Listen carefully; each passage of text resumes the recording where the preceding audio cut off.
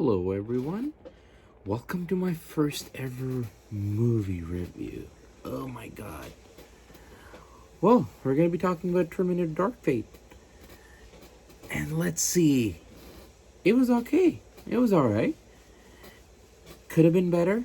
But based on the trailers were alright. The first one was okay. The next trailer after that was better, but still it didn't give you the feeling of like, oh, it's a must see. But after watching it, you can tell that they actually tried to go back to the basics of why the first and the second one work. So they're disregarding all of the sequels. So Terminator 3, Terminator Genysis, whatever you want to call it, Salvation, they all basically are, if from what I understand, are occurring in a different timeline. They don't happen in that same timeline. So it takes off right after the second one. So first of all, what works? It's the returning characters and also the new characters. So the characters themselves, they do a pretty good job. Minus Arnie's character, the T-800, the Terminator that we love. His character is good, but they do certain things with his character that for a lot of people, it'll be a deciding factor.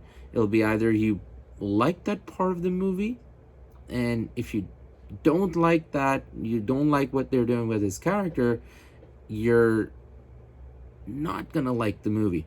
And that's one of the things. Even though it's good what they try to do with his character, it's something familiar to what we've seen before in another movie without spoiling it.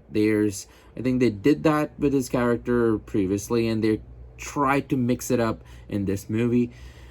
What this movie is, they took all the good parts from the previous movies, even the ones that don't count as the direct sequels to Terminator 2, and they kind of put it all together.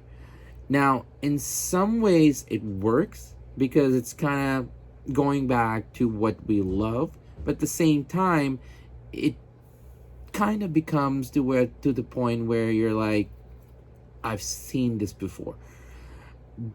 Another thing they do at the start, for me, it worked. The starting worked, but for some, it might not. And if you think that the Arnie's character would be the deciding factor, that thing that happens at the beginning is also a huge deciding factor. At least what I think that's what's going to happen. Is there something happens at the beginning without spoiling it, but it's really to the point. It's very, very shocking, and it kind of startles you when you see it. It's like, whoa, how did they do this? But it does something, and from there on, the story takes off. But they do something where it's like, it kind of gives you the feeling they try to do what the other sequels did, but in a better way. But it depends on how you look at it. Now, the positive, the Sarah Connor character is back. The T-800, as I said, it's back. Plus the new characters. What they did with the new characters and the old characters is that they gave time, especially to the Sarah Connor character and a new character. She's basically cybernetically enhanced, and they give time to build the new characters, and they give time to kind of show you why Sarah Connor is where she is. Is her reason to be in this movie justified completely? Maybe not. Maybe not. That's something down the line we'll see. How, if they ever make a sequel, we'll see if it actually is good or not. But it makes sense. The way they kind of approach that character and the way they show where she is right now in her life, it makes sense. So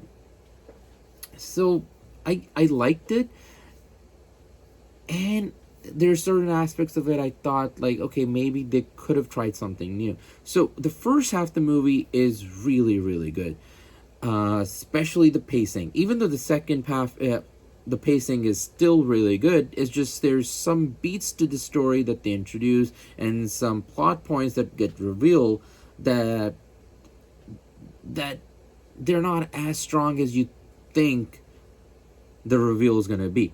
So the first half of the movie's going, you're like, okay, they're probably going to try something new. And there's something else happening. They're like, okay, they're probably going to try something new. And that's what you're thinking. You're thinking they're trying to try something new when you're waiting for it. When the reveal happens, though, it goes into a place, you're like, were they really just ignoring the sequels? So Salvation, Genysis, and Terminator 3. But did they kind of condense everything to one and make a sequel? So they took a lot of ideas from the other sequels and they put it all in here. So especially Rev 9, which is the bad guy in this movie. So he's the new, back in time. He came back in time to kill a new character. And he's basically a mix of all the other bad guys. It's a simple way to put it. It's like, hey, we want to make him like the TX from Terminator 3. All right, we're going to give him those abilities. So he can change face, and he has that kind of T-800 inner metal skeleton. Oh, we're also going to give him what T-1000 had. Oh, okay, you're going to keep that too. Oh, we're also going to make him, a bit of personality, what they try to do with the John Connor character, with the way he talks and trying to be funny in a way. And they kind of gave him that. And so it's basically a mix of, he still does a good job, and it's a good bad guy. It's straight to the point. He gets to the point what he needs. He does it. And that's that. They don't try to make it funny in an unusual way. There are a couple of lines he says and a couple of the things they did, but it's not to the point that you laugh or anything like that. There's no unnecessary comedy in this movie, which I like. The movie's not trying to be like everything. So that's what I like. And that's another thing, the good thing about this movie is that you can tell the people behind the movie. So James Cameron is not directing it, he's producing it. Tim Miller, the guy who directed Deadpool, he's directing this movie, and you know that these are the guys that they actually love this product. You can definitely tell James Cameron's like hands all over this. Here there's a lot of the story beats from the earlier movies, and they kind of not recycled, but they remixed it. I've heard a lot of people saying that this is basically the Force Awakens of the Terminator franchise. And it is. And that's where it's going to be so starting this movie, actually, Arnie's character, and that part where that this movie is the Force Awakens of the Terminator franchise, I think that will be a deciding factor in a lot of it. In the end, is it good? Yes. Is it great? No. Is it excellent? No. Could have been better? Yes, it definitely could have been better.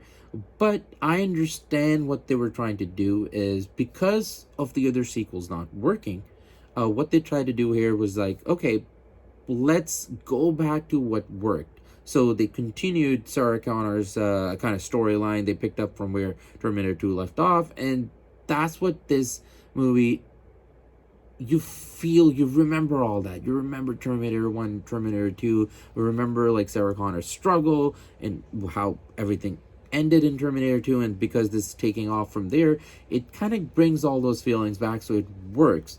But where this movie goes in the second half, that's where most of the problem lies when all the reveal happens. So all in all, I would say it's a good movie. You should definitely see it. And the loopholes that in the storyline, for me, there were loopholes. I do not know if they will go somewhere with those in the sequels. I hope so. Because if they do, there's a lot there that they can do. They're not setting up for a sequel. That's a very good thing they did. There was not like, oh, we're going to leave all these questions unanswered, so we're just going to happen in the sequel. They didn't do that, so which was really good. But the way some of the things happen and the reveals that happen, if they don't explain those, it'll be like, okay, so then they were just plot holes. Hopefully, if there is a sequel, I hope so, they make something out of it, which will be good, and I think it'll be really intriguing. If I say something more, it basically spoils it. So yeah, so first half was really good. The second half could have been better in terms of the plot points and the storyline. So overall, I would say it's a good movie, as I said. Now for rating, I'll always keep it simple out of 5. So I'll give this, you know what, a 3.5. You should definitely see it. Don't have high expectations, because I think then you guys will be disappointed. But if you go in knowing that this is the best sequel since Terminator 2, but it's not as good as Terminator 2 and Terminator 1, you can definitely have a good time. So with that, guys, that's my first review. It came to an end. Woohoo! I made it. Thank you very much for watching this video, and please let me know how I did. Any suggestions are always welcome, and I'll see you guys later.